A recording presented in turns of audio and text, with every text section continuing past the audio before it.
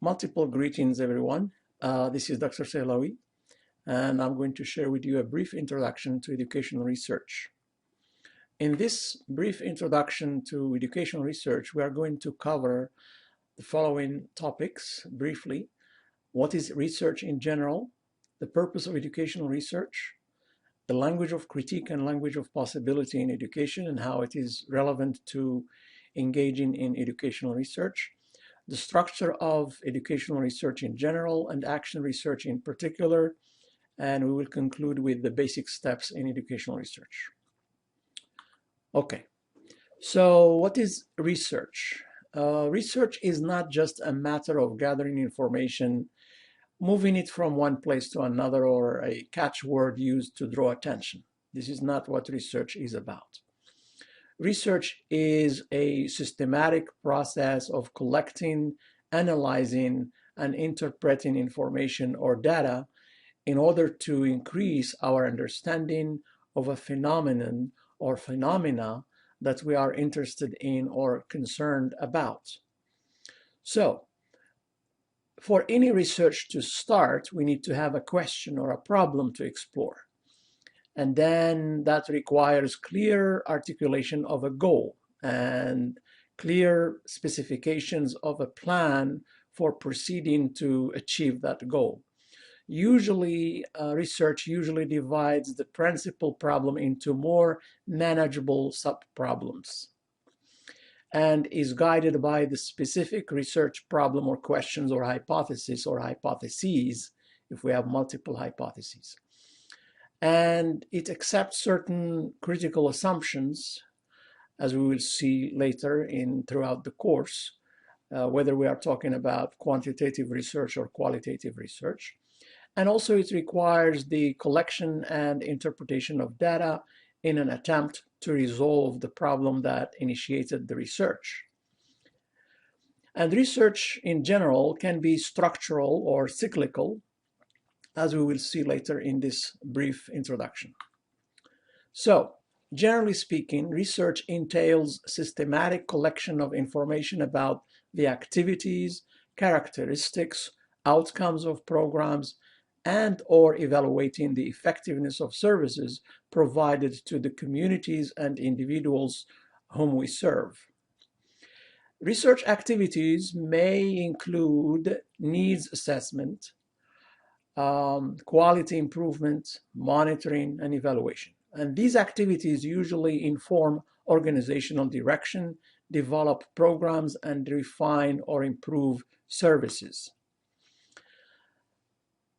I believe that educators need to speak two languages, and I'm going to explain these two languages here. These are not foreign languages, but just abilities and competencies. So there is a need for educators to use and develop their language of critique and language of possibility as they engage in critical reflective practice.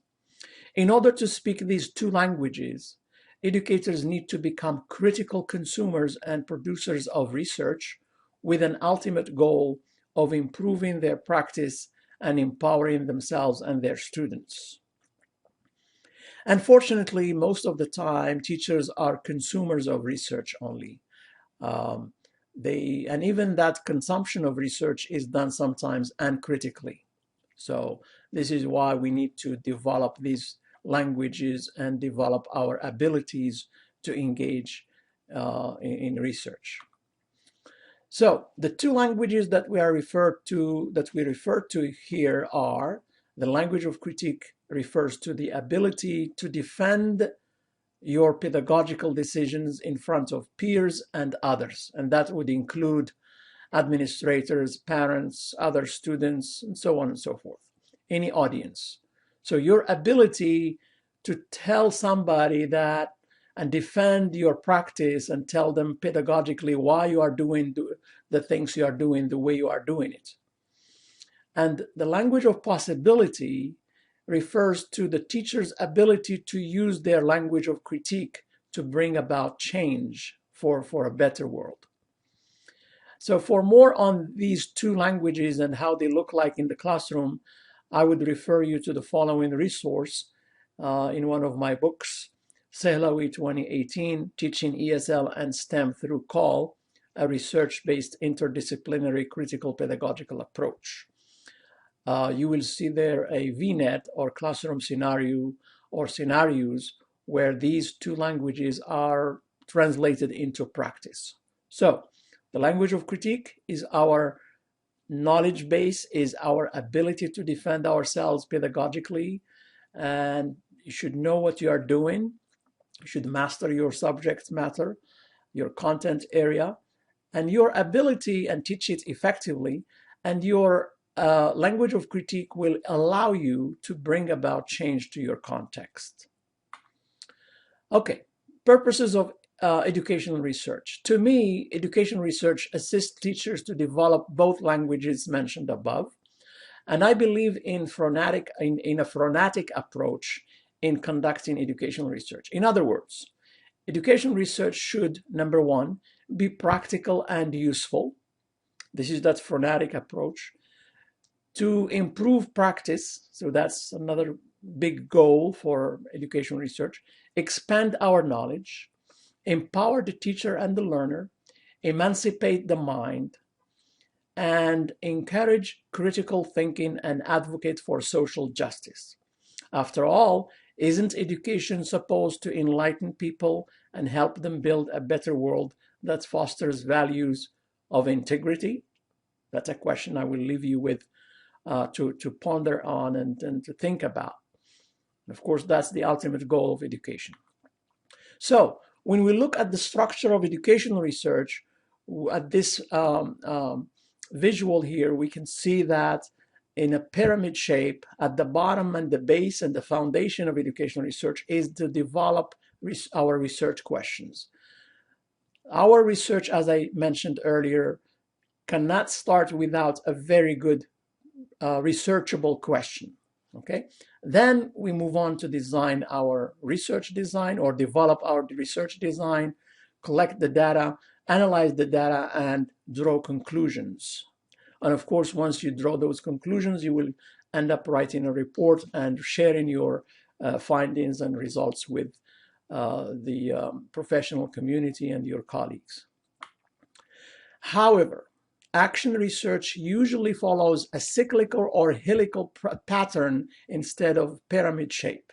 So in this visual, you can see that usually the practitioner will start with an observation. The research practitioner or the teacher researcher would start with an observation from their context and come up with a question or a hypothesis. Then they design, they plan, and then they implement their plan, evaluate their plan, and reflect again critically upon their practice, and the cycle goes on and on. Okay, so that's that cyclical pattern, which is so crucial in the case of action research, for example. Some basic steps for educational research in general would include, and we already mentioned, these are the basic general steps of conducting research in general. Develop a research question, conduct thorough literature review. And this is number two is so crucial in this step, because without knowing what has been done in the field regarding your topic and the question that you chose to explore, you cannot make connections with prior knowledge and what has been done already in order to contribute and to solve and address the phenomenon that you are dealing with.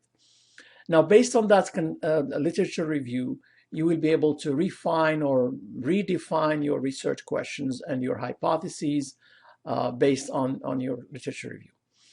So you will then design your research methodology and create your research proposal.